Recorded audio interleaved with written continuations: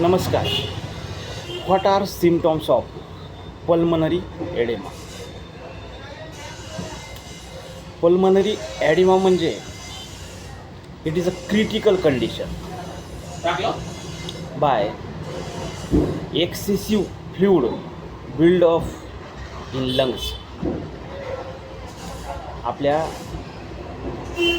लंग्समध्ये पाणी भरणे याला pulmonary oedema असं म्हणतात. कॉझिंग ब्रीदिंग डिफिकल्टीज म्हणजे आपल्याला श्वास घ्यायला प्रॉब्लेम. ही एक इमर्जन्सी कंडिशन आहे. तर आता कसं ओळखायचं की आपल्या लंग्समध्ये पाणी भरले? त्यासाठी काही सिम्पटम्स लक्षणे असतात. पहिलं लक्षण, अचानक किंवा आपण झोपताना ज्यावेळेस पडतात त्यावेळेस आपल्याला श्वास घ्यायला प्रॉब्लेम येतो. हे एक मेन सिम्पटम्स आहे.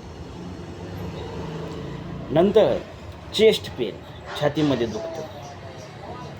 फॅटिग्यू म्हणजे थकान येते. फेवर, ताप येतो. कफ, खोकला.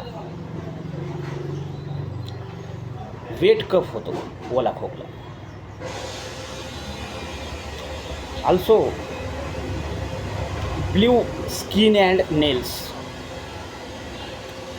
ऑक्सिजनच्या कमतरतेमुळं आपली त्वचा आणि नखे यांचा कलर ब्ल्यू असा होतो, निळा. नंतर पोटावर सूज येते, पायांवर सूज येते. पाल्पिटेशन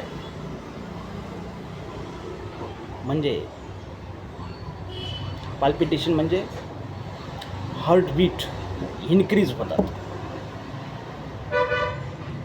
असे सिम्पटम्स पल्मनरी एडेमामध्ये असतात.